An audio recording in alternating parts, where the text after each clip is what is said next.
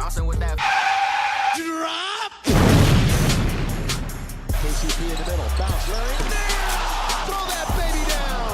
Oh, my goodness. What hard? Are you kidding? With some anger. Kyrie get out of that double team. With the hip fake. What a move by Hakeem Olajuwon. Levine, he goes right. Oh! Does anybody know how to post video? Welcome back in to the Drop Step Podcast, episode 20. We'll also give a shout out to the fine folks at Shaq Fu Radio. Shout out to Big Shaq as well his support and his platform as well. Home team here with B-Dog and Book the Hook as we are now in it. We are in the NBA Finals and a whole lot to get to this episode. We'll get to a lot of different topics. Kobe versus Magic. The Claw suing Nike. DeMar DeRozan says he started all of this.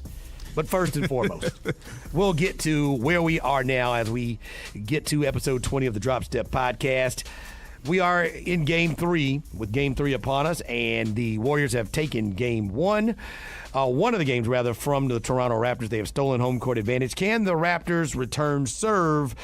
But before we get to all of that, the storyline, obviously, the injuries going on with the Golden State Warriors. Not only do they not have Kevin Durant, they lose Kevon Looney, and Klay Thompson ain't right. We always said that the only thing that could really defeat the Warriors was injuries. Barring any injuries, they were just indefensible. You couldn't beat them. Just hang it up. No one had an opportunity. Well, we're seeing that injury monster rear his head now, because now obviously you got KD still out. Kevon Looney's gone, so that hurts your depth. And now you have Klay, who's hobbled. We don't know what he's going to look like in Game 3. This is really the perfect storm. It's really the perfect storm, and I think if you're Toronto, you still have to find a way, even at the Oracle, to take advantage of this Warrior team being nicked up. Yeah, if it's gonna happen, this is how it has to happen. They needed some assistance from the basketball gods to be back in this series because Golden State showed exactly what they were capable of doing.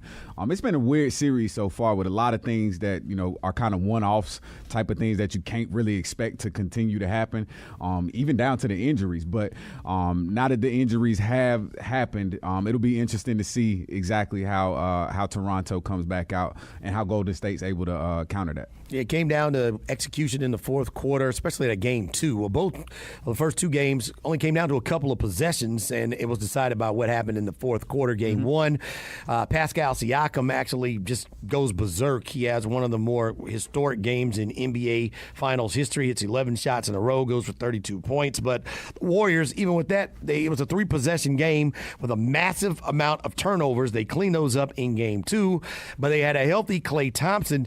You have to wonder at what point, you have to give them credit, give the players credit, the players coming off the bench credit for stepping up, next man up mentality and next man up execution. But at some point, when you don't have enough horses to run the race won't be run the right way. Will they have enough horses to go up against the defense of the Toronto Raptors? I think that's been one thing that's been consistent really the last 6 games when you talk about what the Raptors were able to do to the Milwaukee Bucks and what they were able to do to the Warriors in Game 1 of the NBA Finals. You just never know, because you can now possibly throw a double team at Steph. You can send 2 bodies Steph's away and say, look, we want these other guys to have the potential game of their lives. Quinn Cook, yeah, you had a couple of nice threes in Game 2, but you're gonna have to chip in a little bit more than that if you're really gonna affect this game and you're gonna get this win. I understand how home court advantage works. Yes, they reclaimed home court advantage. However, you still have to win on your floor.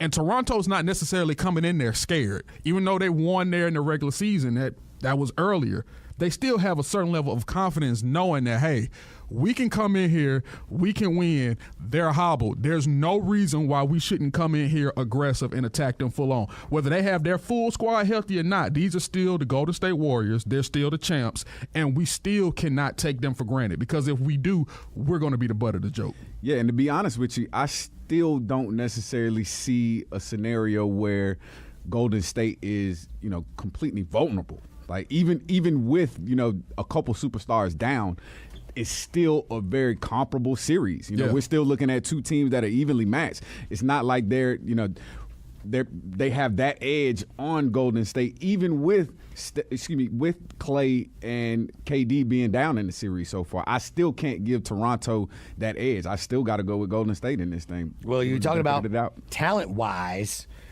Even weakened, they still have enough if people can score. The question for me is, will the Warriors have enough to score? They went to Nick Nurse went to a box and won. You're talking about stuff you usually see in high school. It was brilliant, too. And it was actually not a bad move when you look at who was on the floor. There weren't many other shooters on the floor. Now, it ended up costing them in the end of game 2 when they left Andre Iguodala wide open. But you played the percentages. You lost on that bet, but it had some impact on the flow of the offense.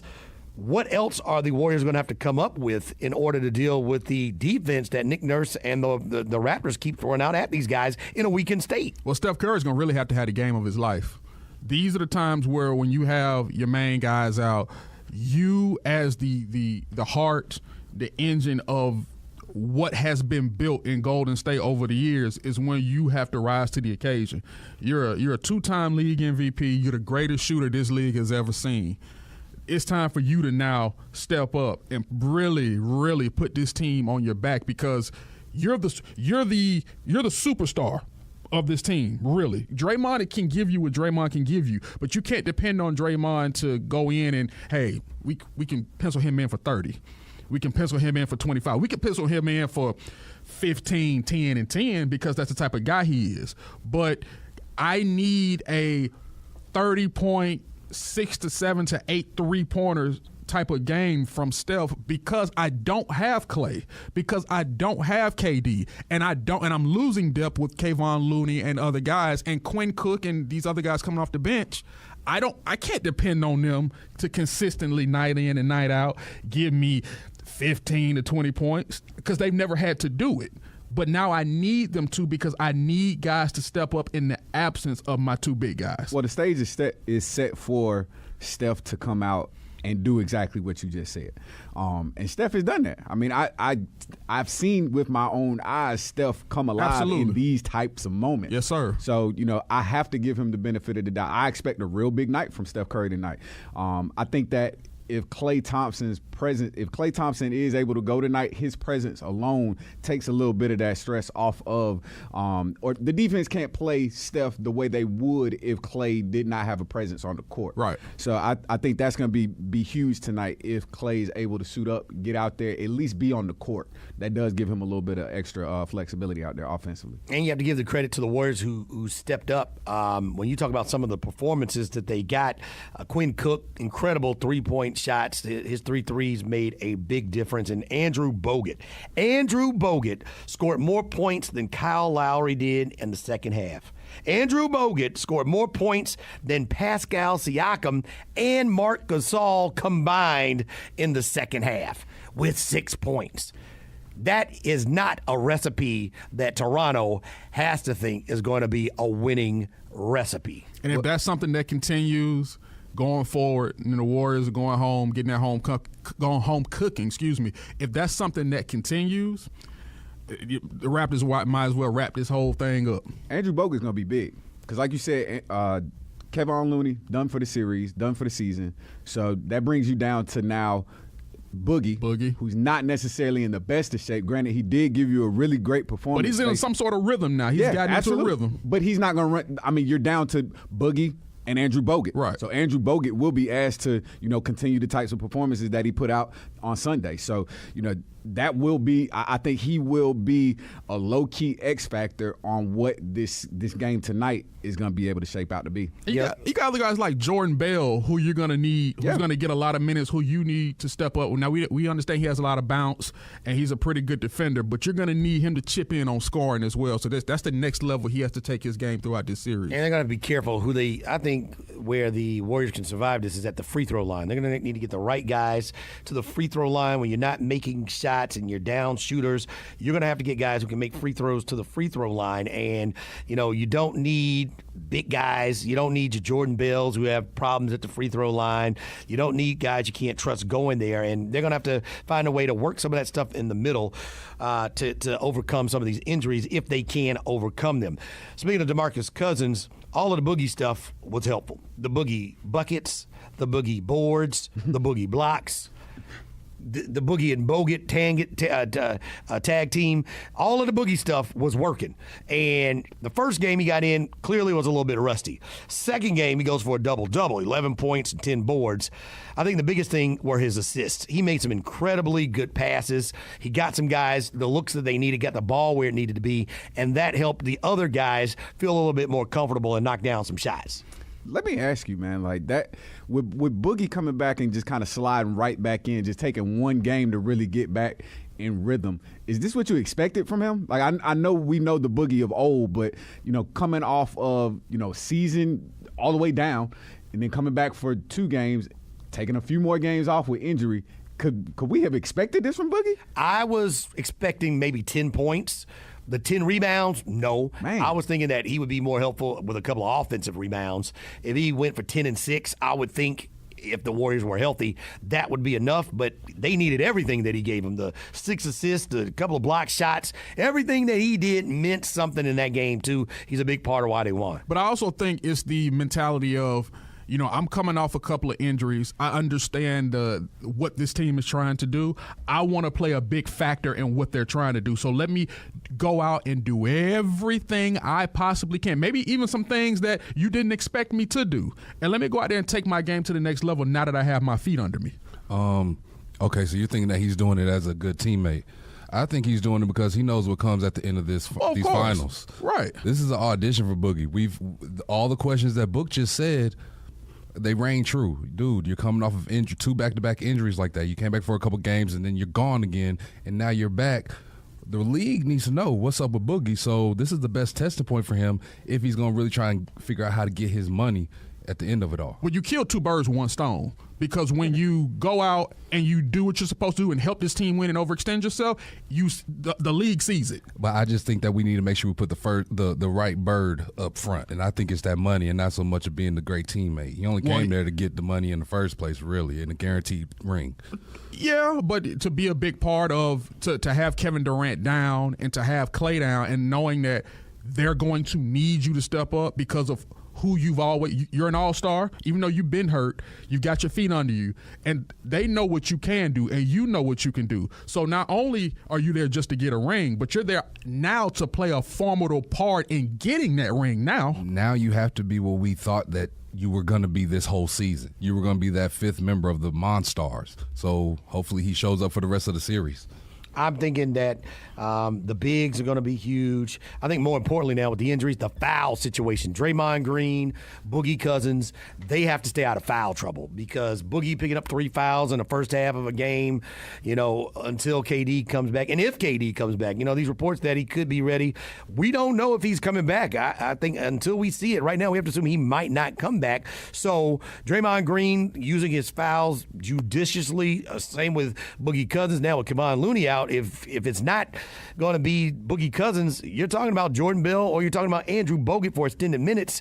They need to make sure that doesn't happen unless it's absolutely necessary. Before we move on from the Warriors, let me ask y'all's opinion. Paul George called that shot that Damian Lillard took a bad shot. Oh, boy. Was Andre Iguodala's shot a bad shot? No, it was a wide-open shot in a wide-open gym with the game on the line. I don't shoot that shot. What do you do? The shot clock was winding down. If you're Iggy, you don't take that shot? If I'm Iggy, I don't take that shot. Why not? What do you do? I got to get to the cup or I give it up to somebody. You can't get to the cup. There were some guys going to converge on you. Because if he misses that shot, just playing devil's advocate, obviously the ball went in the hole and we know the outcome of the game. If he misses that shot, Toronto is right back in the game. Yeah, that gives Toronto absolute free reign to either tie the game, send it to overtime, or win the game. But in these playoffs,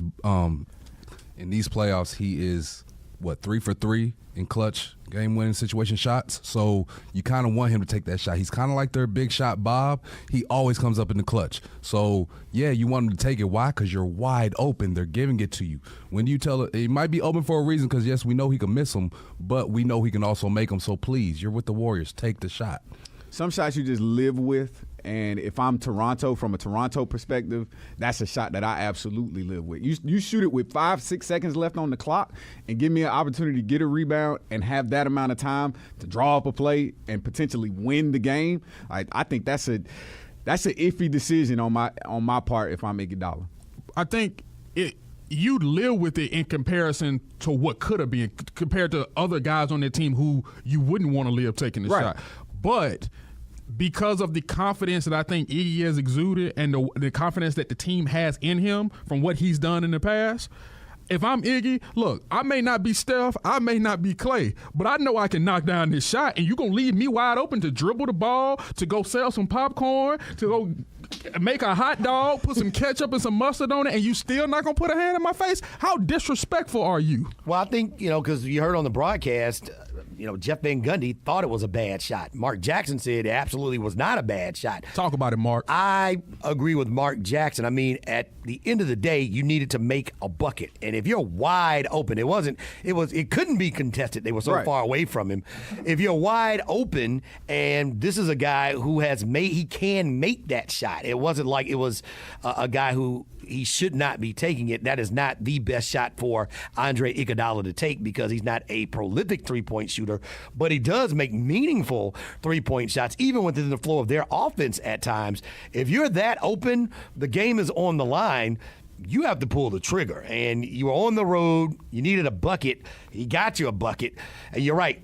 If he misses that, they don't have to call timeout. They could run, get you in transition, maybe score a bucket, God willing, if they were able to get a and one opportunity and win the game if you missed that shot. But a veteran, a finals MVP, a guy who can make that shot wide open with the clock running down, pull the trigger is what I say, and I'll live with the results. And one thing we've never seen with Iggy, we've never seen him, I guess, feel insecure about his game. No doubt. In a sense to where I know what I can bring to the table. I know what I can do. And the belief from his guys knowing that they know what he can do.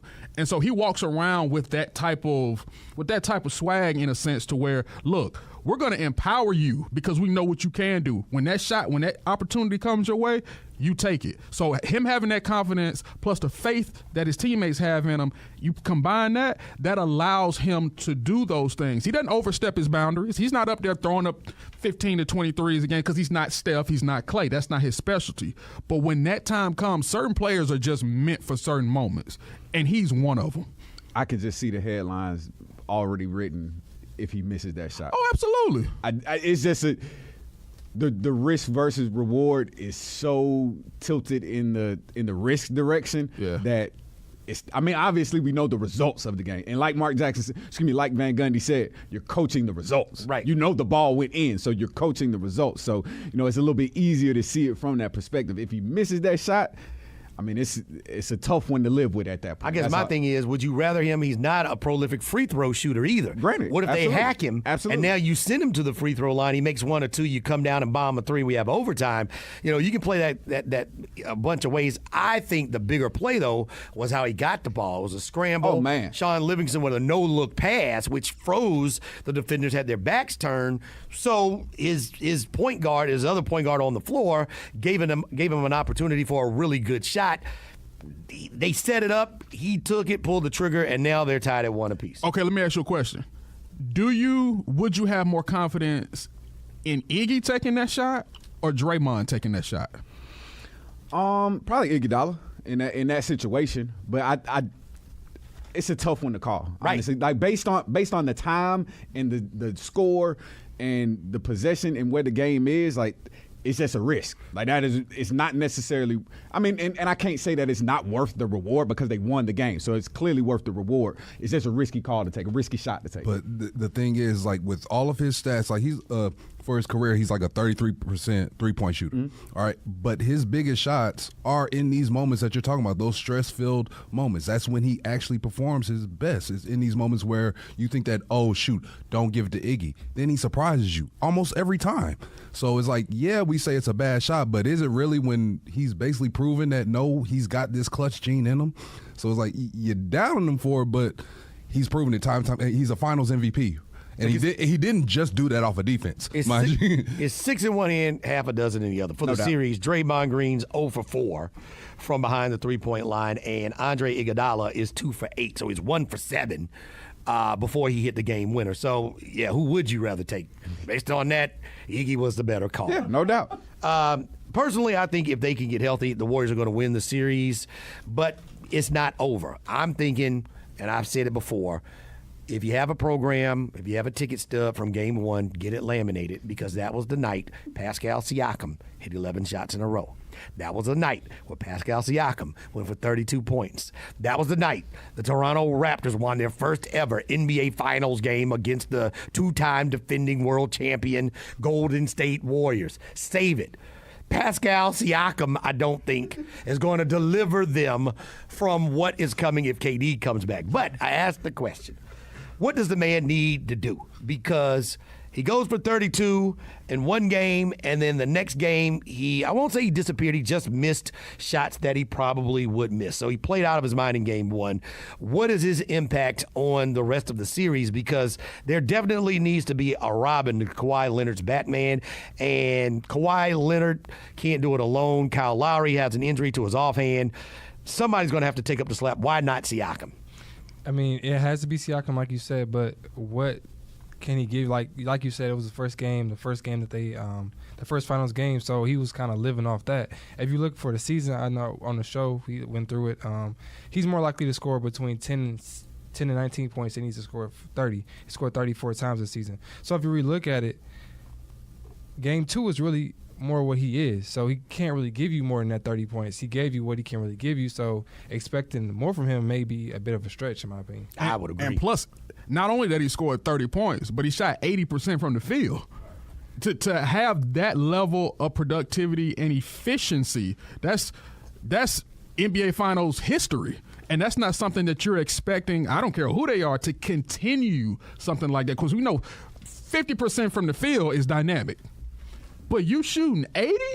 Man, you asking me to duplicate that again? That's the high of game 1. And you won by 3 possessions. You know, the Warriors were right there at the end, even with all that he brought. Now, you only have to be 1 possession better, 1 point better. Right. But all of that to be saying, can he bring something of that impact, maybe not filling up the box score like that, and is that needed? Or are some other guys? I think Marc Gasol is really the guy they need to count on. If he's going for single digits and he's not going for double-digit rebounds, he's being harmful to his team when they're playing a weakened Warriors offense. Oh, that's Christian, the intern, by the way, just in case anybody didn't recognize the voice. We just want to let him know that's Christian. He's sitting in with us, just giving his opinion and chopping it up with us. We got to start giving interns nicknames around here. He's from Detroit. Oh, I can't think of one right now. 313? Let's go with that. Man, Go with that. as far as Siakam goes, man, it's called an average for a reason. Yes. Like, it's called an average. Like, he exceeded his average, but you could go ahead and pencil him in for about what his average is. And his average ain't 30 points. His average shooting percentage ain't 80%. So all things will regress to the mean. What I mean by that, you can play out of your mind one night. You can play out of your mind 2 nights. That just means you won't play out of your mind another couple nights. Like, so it's always going to happen. All things will regress back to the mean. So you can't expect that to happen from Siakam much more. They do need a Batman. They do need a Robin to Kawhi's Batman. Who will it be? The jury's still out. I mean, because I don't think Siakam can do that for you many And more his times. soul ain't Lowry. So can they really even win this series? Because you're not going to get a consistent Batman. And you can't keep changing up the Batman every night of the series. Like, it's not going to work. Like you said, he went off for 30-plus, and still the Warriors were only 3 possessions back. You know, so at the end of the day, it doesn't matter who comes in that second seat. We still we said Warriors in 6. Didn't everybody in here say basically Warriors in 6? Warriors in 6. We're still on track, aren't we? To counter that, honestly, even though game 1 was the Siakam game, game 2, the Warriors came out and went on a 20-0 run. Won by 2 possessions. Like, so as tilted as that is in game 1 for Siakam to go out for 30 and them only win by 3 possessions, game 2 the Warriors went on a 20-0 run and won by 5. But I would say that also had to do with Klay Thompson going out injured, and there was a stretch for 4 minutes where the Warriors couldn't get a bucket. You saw the boxing one. If Klay Thompson is out there, I got to think they're going to be a free throw. There's going to be a free throw or 2 or a 3-pointer or 2 or 3 that might make that last 4 minutes a little bit different. Again, not to take away from Toronto, but that again was with a even more weakened, and after you lost Kevon Looney. So now you're talking about in-game adjustments that Steve Kerr and the Warriors had to make, that at the end of the game, you're right, it didn't end up being a close game, but I think injury more so had to do with that, especially to another big gun to the Warriors. Injury was definitely a thing too, and let's not forget about Danny Green, guys. Like he's a guy that we haven't seen much from the Raptors. He's a guy that they need to. I guess he was maybe a throw-in and a deal with DeRozan, but what is he giving them? He hasn't given them much off the bench. Oh, well, he's starting. He's not giving them much. 8 points? I think he scored 11 in game 1, and then you also got Gasol scored 20 points in game 1. We knew he wasn't gonna give you 20 again. He gives you 6, and so now Boogie's out there outplaying him. Bogus outplaying him, and so that's why. Like everyone said, Warriors in 6, it was going to be an uphill battle for Toronto either way. And so now it's really an uphill battle. Even with the Warriors being wounded, now they got to go on the road. You expecting Van Vliet to play well on the road, like to live up to what he's doing at home. Everything is different at home and on the road. So but at Oracle, it's going to be really hard for those guys to really get going. Ibaka, he's not giving you much. So the Raptors they're going to be in trouble. If it's going to happen, they have to do it tonight, because if they don't, then it's over. Who's the MVP? Everybody's wondering if Steph Curry, if the Warriors win, will he be MVP? Really the only thing he has not achieved in his pro career as a player and a leader of his franchise. I don't know who the MVP is right now for the Warriors. I would say if you went Draymond Green, that's what I'm going with. That would not be a bad vote. But Steph Curry, he has led them in scoring and done enough to do what a superstar is supposed to do. I don't think that should be overlooked. And the fact that, he was banged up coming in with his dislocated fingers, albeit on his non-shooting hand, still not 100%. It's a tough go of it. There's still more to be written, still more to be played, still big moments to be had out there.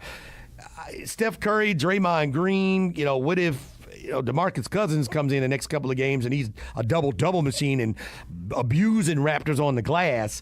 Who's the MVP for the finals if the Warriors pull this thing off? I'm going to go with Draymond right now. Just for the fact of what he's been able to do across the board. Points, rebounds, assists, the anchor defensively. He's really been the most consistent health-wise, to be honest, when it comes to the big four, how many you want to count.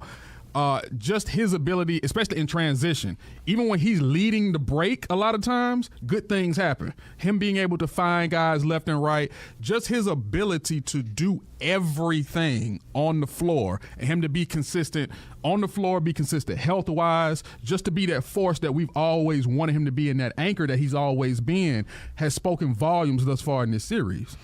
You almost have to go with Draymond at this point. I mean, Draymond, just like you said, to echo what you said, he's been the most consistent health-wise, point-wise. He's filling up the stat line. I was rooting for him the other night to get that triple-double. That would have put him in an elite company with only Wilt Chamberlain to get 4 consecutive triple-doubles in the playoffs.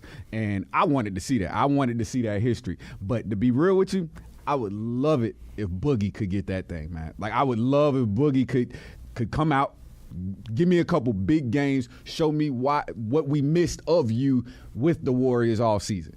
Show me what we expected to see from you earlier in the season. I'd love to see Boogie come out, dominate, and get that Finals MVP. And missing that triple-double by just one margin in the box score is the only reason why he's not averaging a triple-double. He's averaging 13 points, 10 rebounds, and 9.5 assists in the first 2 games of the NBA Finals. That's strong. I think Boogie would be an interesting pick, but I got a question for you guys then. So if Steph Curry doesn't win this Finals MVP, right? He doesn't have one.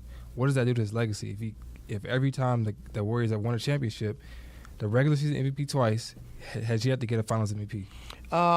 I think, the one that Iguodala got, I don't know if you guys saw this, but there was controversy. One of the writers came out and said there was a conspiracy to give it to Andre Iguodala. He was worthy. I think Steph Curry was worthy of winning MVP that year. My position, it's a vote.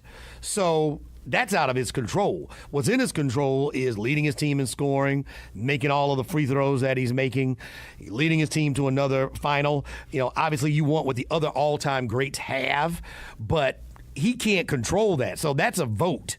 And that's not voted on by his peers. It's voted on by members of the media. So he can't control that. I don't think it's damaging or makes him less than.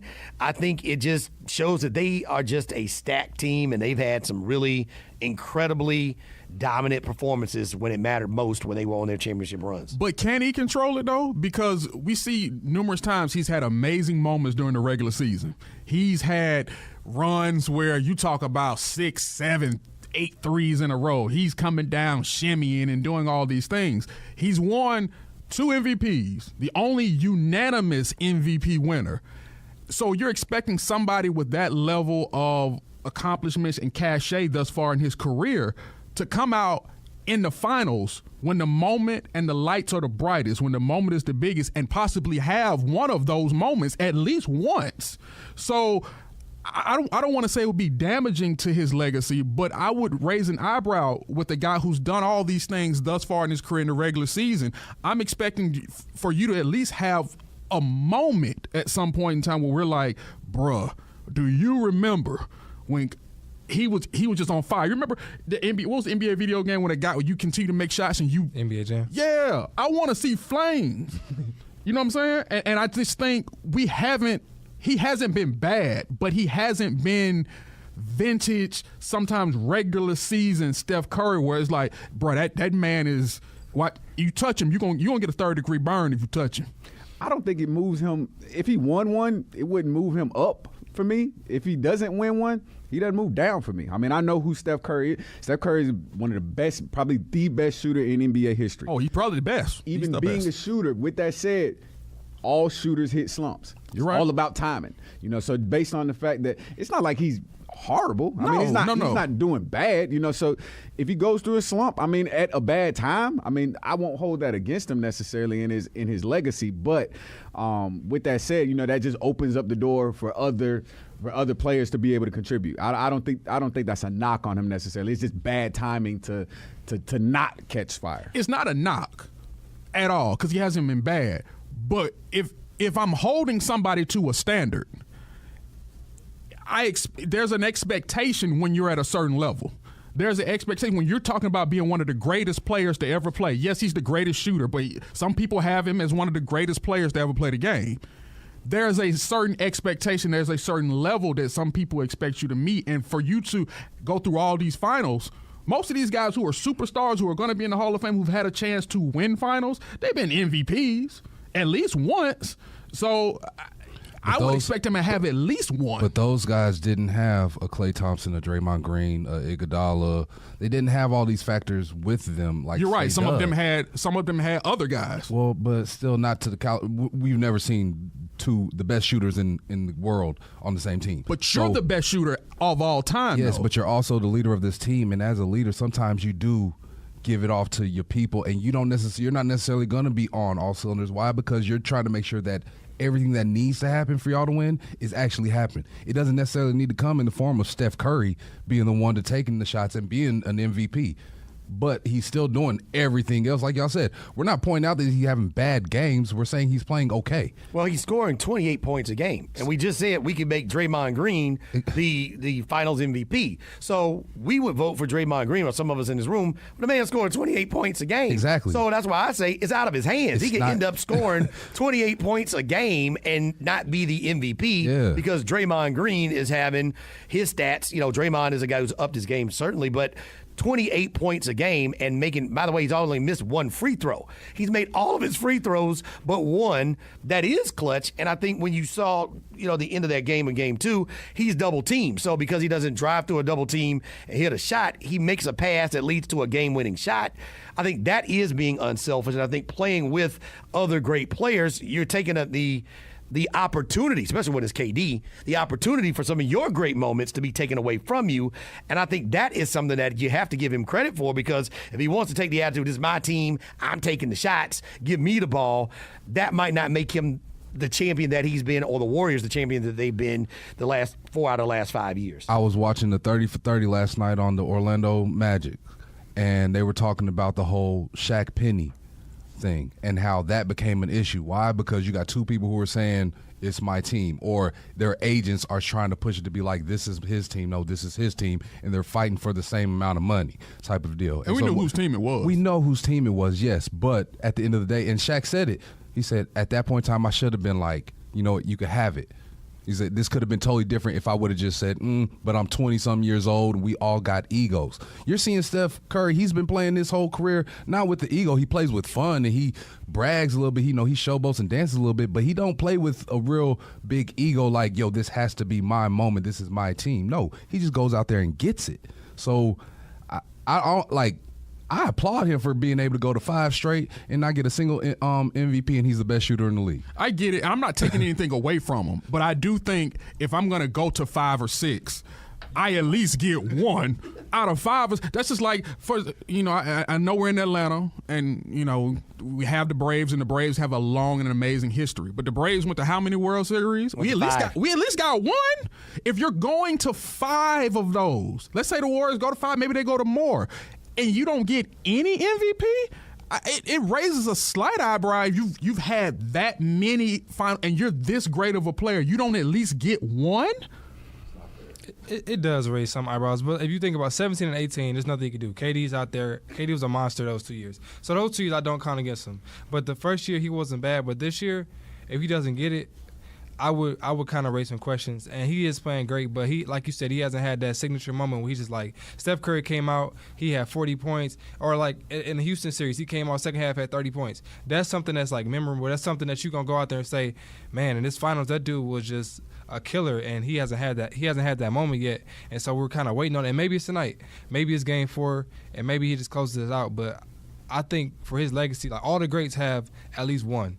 You got to get me at least one, bro. At least. I like I said, it's not taking away anything from him. I understand how great he is, but because I understand how great he is, if I go to multiple finals, I would assume if I didn't know, and they say this guy went to 5 or 6 finals, and he's this great of a player, and you're asking me if I didn't know how many final MVPs he made, I said, well, I'm going to go with at least one. It's just timing, though. I just think it's out of his hands. Yeah. I mean, just like you brought up, Christian, like he had the amazing game against Houston. If that's during the finals, right, then we're talking about a different story. So in my opinion, it's literally just timing. Like, when do these amazing moments happen? Because it's not like Steph Curry hasn't had amazing moments even during the playoffs. They may have been at less meaningful moments, but he still had those moments throughout the playoffs. If you don't have them within the 7-game format of the NBA Finals, then that may be out of your control, as you're saying. But I don't think it's necessarily in his hands when you have so many other great factors around him. But see, the problem is, I think the shadow of KD, he hit big shots in the finals against the Cavaliers on runs to keep the Cavs behind, some big fourth-quarter shots. But you're going to remember KD and his almost machine-like scoring because he's a better scorer at the end of the game than Steph Curry. So, it's kind of give and take. He's playing on a good team. It's supposed to be his team. It kind of is his team. It's not his team. His team is hurt. They're putting boxing ones on him. Draymond's got a triple-double every night. Boogie could win. There are just so many factors, and I think it would be good if he wins it. If he doesn't, I think to your point, Houston, he's been an ego-less superstar. I don't think he's going to trip. Some of us, we'll probably look at, well, why doesn't he have one? Could he have done something? I think he would much rather have a three-peat than have MVP. It's just like Klay Thompson when he got bomb rushed with, you didn't make third team All-NBA. Yeah, you're upset you didn't get it, but you know what the bigger goal is, and so you'll be willing to ride with that. Now, I will say this is his best chance at winning a Finals MVP. This is because the first year you had to go up against LeBron, and it seemed like for every year that LeBron was in it, if he's not getting it, whoever's guarding him is more likely going to be MVP. And KD's not going to get it if he does come back. He won't get it. He exactly. hasn't played enough. He ain't played enough, so KD's not going to be in the running for it. So this is his best shot at getting it. It's just, you got to contend with Boogie. And here's the thing. I don't think he will get it because Boogie is so much more to that team as far as how he's able to push the ball and how he's able to get those passes from the post and able to control the ball up top. So at the end of the day, I think it's his best shot. Still don't think he'll walk away with one. Sucks, but hey, bro, if you get a three-peat, what you complaining about? And I know we're splitting hairs here, and I know this is rich man problems. I get it. This rich folk problems. And if we're debating rich folk problems, that means you're probably in a good spot as an organization. But for the sake of the conversation, let's say, I'm just saying, if KD was to leave, if this was his last season, and the Warriors somehow go to 3 more finals, and with KD gone, it's a big factor out of the picture. So you're back as the focal point. I'm just saying, if they happen to go to 3 and he doesn't win MVP in any one of those 3, I'm not taking anything away from him. I just think it's weird for him to be the heart and soul of that team, and the way he can go off the way we've seen him doing in times before. I just think it's just kind of weird that you've been to all these finals, you've accumulated all these rings, and you don't have one finals MVP. I just think it is weird. He certainly wants those. As a competitor, you got to know he wants those. I don't think he would trip if he doesn't. I think, it's just easy to look at the Warriors as a totality because they are unique and say, what else could he do? But, he was sick. He was sick. We're not talking now. Michael Jordan is the legendary flu game. We're not even talking about the fact that Steph Curry is sick. Nobody cares. Hey, some folks say Mike was hungover. Right. That's what some people say. But they say he was getting fluids all day. He was sick. But Michael Jordan has the flu game. Steph Curry was sick in the Iggy game. Nobody cares. So he's not going to get credit for leading his team without KD, with losing Kevon Looney, losing Klay Thompson, and making the right decision at the end of the game. It's just he should have scored 30. They scored 28, and it's tied 1-1 going back to Oakland. I'm not knocking him, but just for the sake of the, look, he's great. That's all I got to say. I want to knock somebody. Of course. What y'all have to help me with this, because I don't know what's going on with this man here. What is he doing? What is he talking about? DeMar DeRozan says he was the sacrificial lamb for Toronto. He was. Yeah. He was. Point blank. He had his chance. He had his best team. He had the Raptors' best team. Matter of fact, they still have the record for most franchise wins. He and Kyle Lowry wet the bed last year in the Eastern Conference Finals against LeBron James. And their general management took a look at everything and said, we have a chance to upgrade, and we made an upgrade. By the way, DeMar DeRozan played for a team that needed a superstar, that needed somebody to carry them over the hump in the playoffs. He had 2 chances to show that he's a guy who a team can follow and jump on his back, and he didn't do it. Before we get into the seriousness of this topic, there was something I saw on Twitter, and I can't unsee it now that I've seen it, and it's funny. Somebody called DeMar DeRozan the DVD version of Kobe Bryant, and I hollered. Oh, boy. The DVD version? Straight to DVD. The straight to, I was about to say, I'm not that old yet for y'all to be thinking that DVDs or No, like this I'm type of talking bootleg stuff. I'm talking about the movie that wasn't good enough to make it in cinemas. Right. And it just went straight to DVD. Ooh. They called him the DVD version of Kobe, and I can't unsee it now. That's honestly too much of a compliment. Honestly, I mean, I'm gonna keep it real with you. Like, no, he ain't. That's even like calling that. somebody a poor He's the man's book. version. He's the book version. Is he the version that you get from the man at the barbershop for $5? That's what he is? Funny. You know what? This situation is a double-edged sword to me. Where on one end, I get it from an emotional standpoint for him. He wasn't just in love with that team. He was in love with that city. And when you're there as long as he was, where that city loved him the way that he did, and to have the success that they had, obviously it came to no avail. They didn't win anything. They love Kawhi now. Well, of course. Right. We're going to get there. Just like I said, it's a double-edged sword. I get it from an emotional standpoint when you were there, they trade you, and then the new guy comes in, and now you looking out the window. It's like, dang, bro, that could have been my team. We could have done that. We was close. But on the flip side, bruh, there's a ceiling with you. We know what you are. We know what type of player you are, and because we know what type of player you are, and you've shown us, we couldn't go any higher than we did when you were here. You got swept, bruh. You got swept. You won no games in the finals, the Eastern Conference Finals. And you had the best record in the NBA. You got swept. I bet what he's really thinking is, if it was me there in Toronto and not Kyle, we'd be up 2-0 right now. Oh, boy. I think that's what he's really thinking, because that's really what it Dang, would now be. he gonna stab his friend in the Ooh, back. man. Look, but he was a sacrificial lamb, and we all knew at that time one of them had to go. Everybody knew that Demar was the better player out of the situation, and so you had to give him up to get an upgrade. Yeah. You know, you weren't gonna get as much out of value for Kyle Lowry, or you're gonna have to give up more if you ship off Kyle Lowry. So yeah, you had to be the sacrificial lamb. And Sorry, they gave bro. up more to get even more in return. Right. So I mean, sorry, it is what it is. You were that sacrificial lamb, but it's the NBA and it's a business. You knew that it was coming. I hated for him because he really did fall in love with that city. He didn't like it there at first, if I'm not mistaken. He didn't get along with some of the guys at first. He was, I guess, a little bit more recluse, a little bit more to himself. And then as the first couple years passed by, he started to grow to love it. So I hate the fact that he actually opened his heart to them for them to turn around and do this to him. And I say them, it's not them. It's only one man who is responsible for all of this mess. That man is smart, too.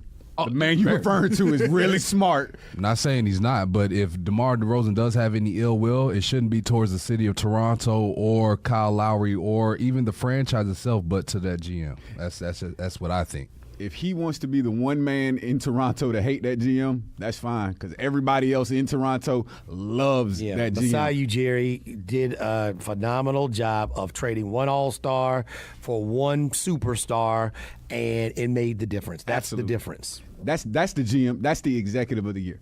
That move to not only fire the coach of the year.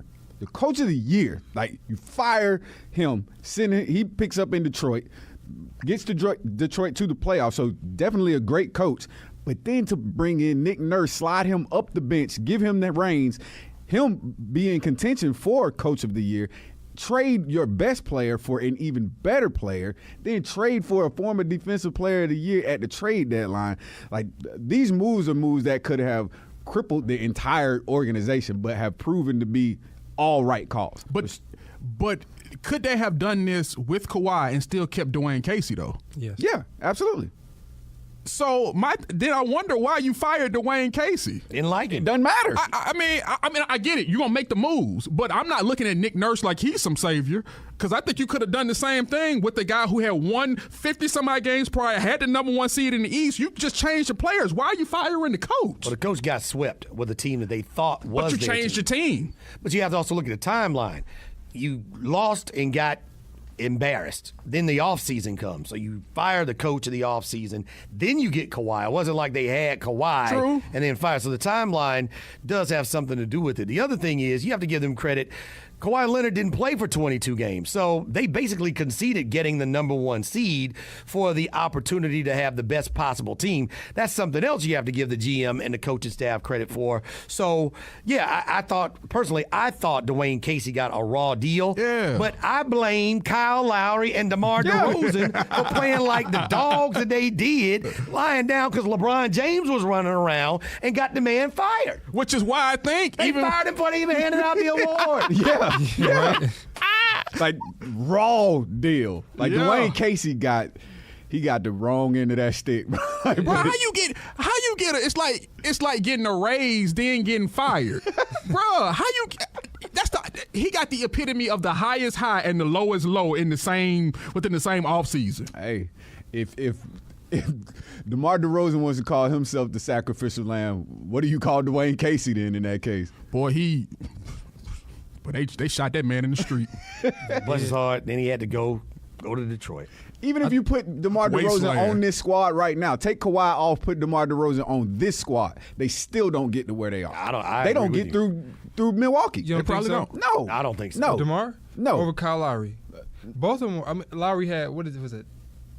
Game 1, he scored 30 points against the Bucks. And Yeah. still lost? Yes. All right. So Lowry's okay, but he hasn't been great in the finals. He was okay in that series too.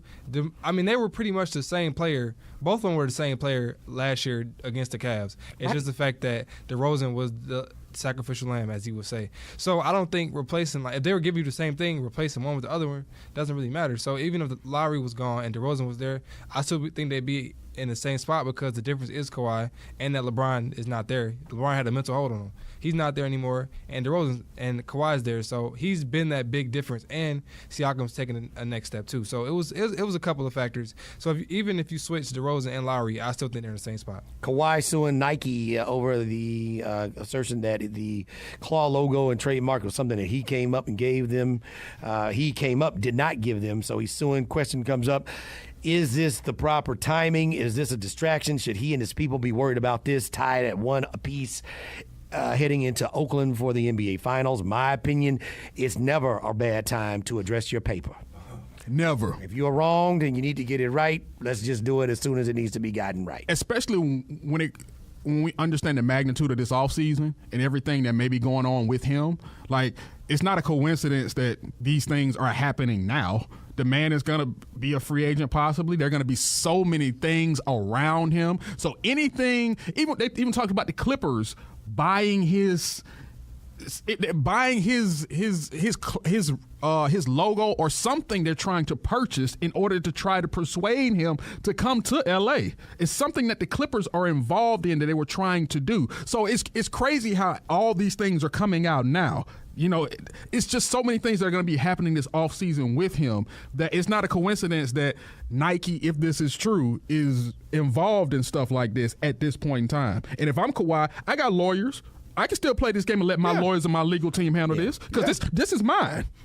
Honestly, I didn't know how the logo and trademarking thing worked. Like, I thought that the player got with the company and then they developed a logo, you know, kind of in conjunction with each other. I didn't know that Kawhi Leonard brought this logo, you know, that was already developed to the table for Nike to then, you know, brand and put on their products. I didn't know that's how it worked. It's different for each one. Like, some guys already have what they believe their logo is going to be. And so when you go to the company, they'll either accept it because they like how it looks, or they might try and tweak it. They might come up with a whole new thing.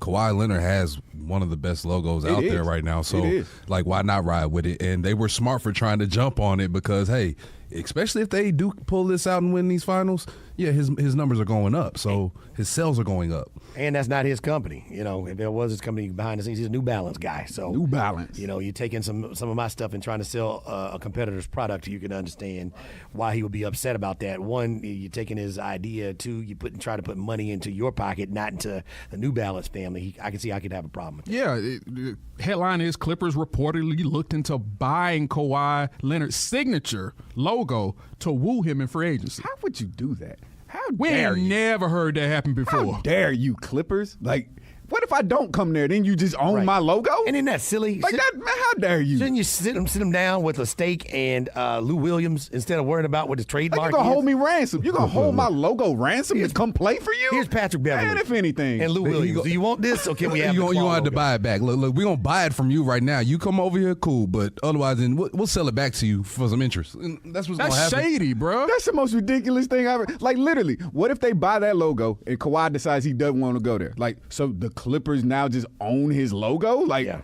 that even work? Nothing that if a player wants to go play for you, if he's approaching free agency like Kawhi is this offseason, and he wants to play for you and he's made up his mind, there's nothing any other team can do to take him away from that. If he's made his mind up, you're not changing. Oh, well, we'll buy your logo. Oh, we'll buy your house. We'll put your family photo.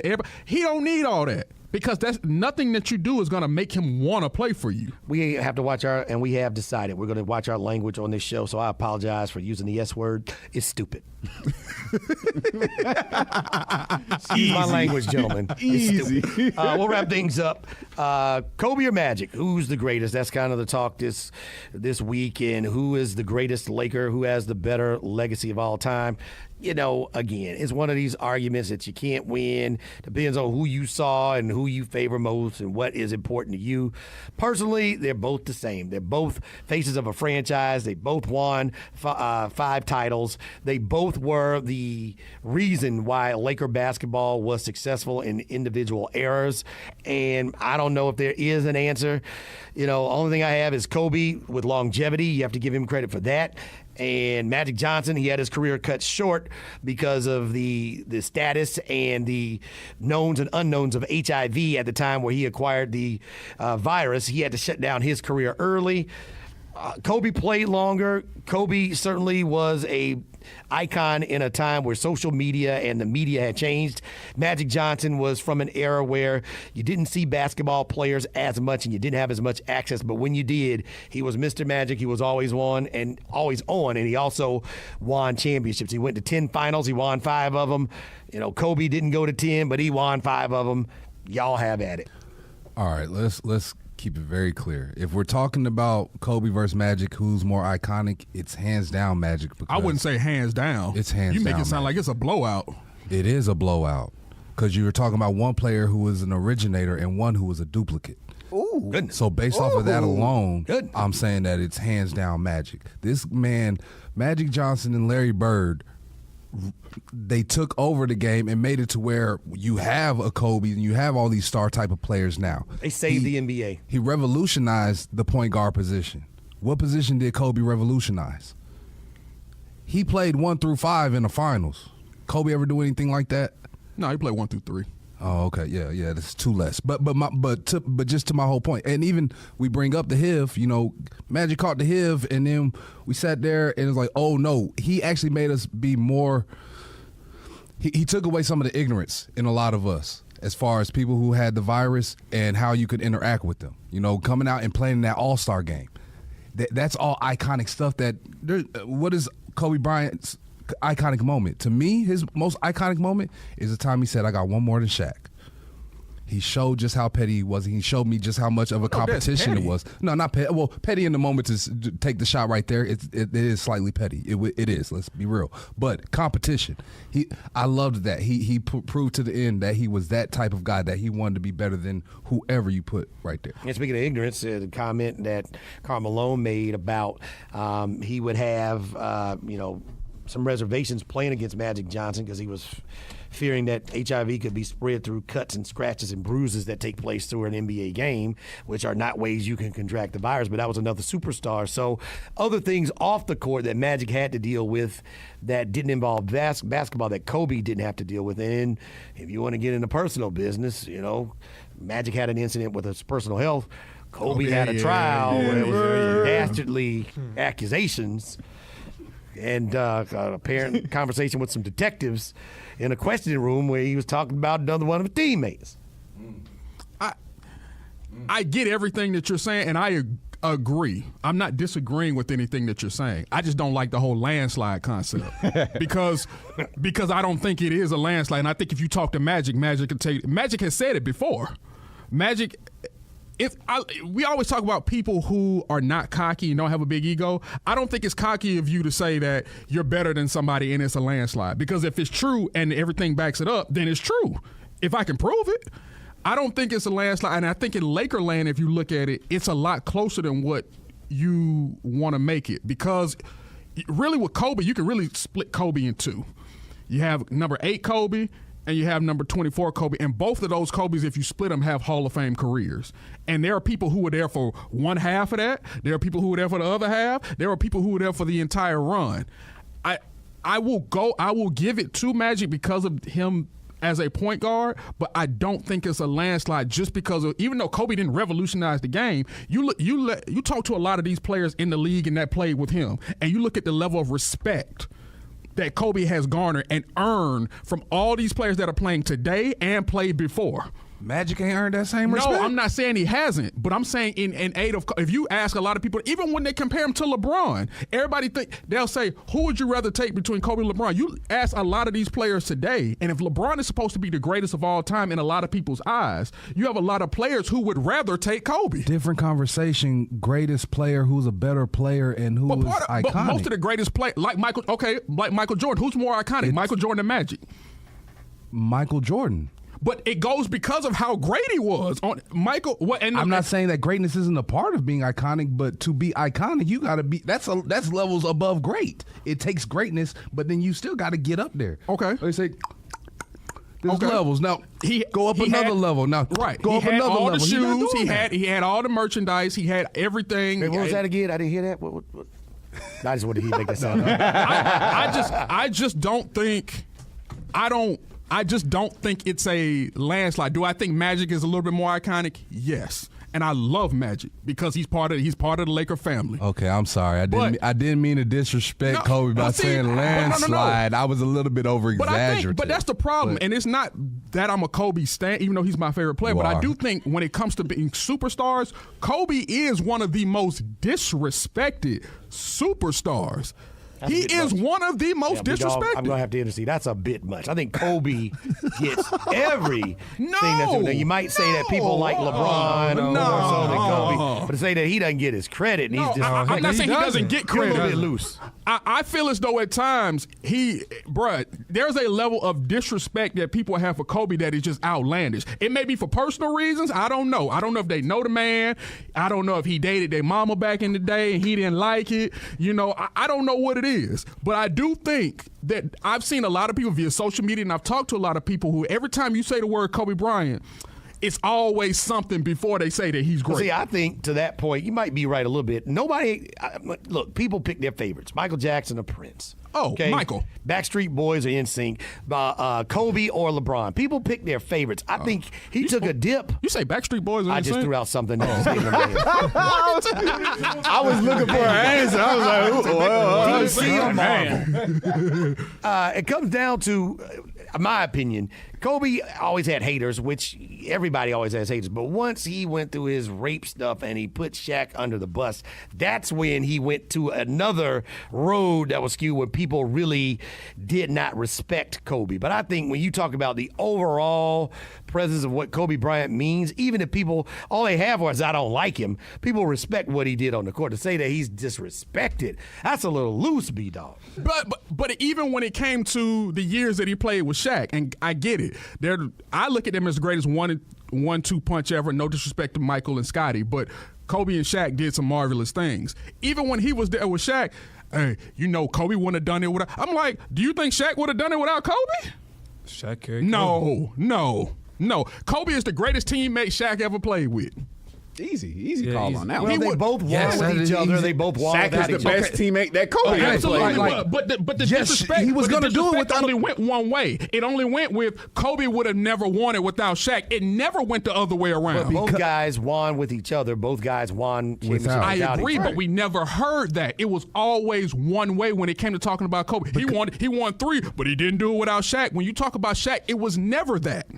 And also some of that, I think, though, has to do with what people perceive Kobe to be. He's a jerk. He was a jerk. That's right. Michael was a jerk. He wasn't perceived as a jerk until after he was done playing. Shaquille O'Neal is never perceived as a jerk because he's not a jerk. You weren't hearing the jerk Shaq talk about Mike. Shaq is one of the greatest guys ever. Yes. But I'm talking about, yes, you may have perceived Kobe as a jerk, but I think during Michael's playing time, people knew Michael wasn't the greatest person in the world. But he wasn't perceived as a jerk. It wasn't that public persona. I'm about to say the fan base, we didn't know that he was a jerk like that. Right, social media wasn't around. Social media, so we didn't know that. Kobe's prime, it wasn't played during social media for the most part, was it? No, but it was enough of it to where word was just, think about it, media just within itself was getting a little bit more, I guess, the out of whack. 24-hour news cycle it became that to where you had to know what was going on with them personally. It wasn't just about the floor anymore. Yeah, people to say that Kobe was trying to be a clone of Michael Jordan from the way he chewed his gum. I know you've seen the videos. Okay, yeah. I know you've seen the videos where they splice him back. He's the blueprint. Okay, cool. He's the closest. It's a lot of guys that tried to be Mike. I know Vince probably tried to be Mike, but no one got as close as Kobe. Okay, cool. But you still were a duplicate, and to our original point of this,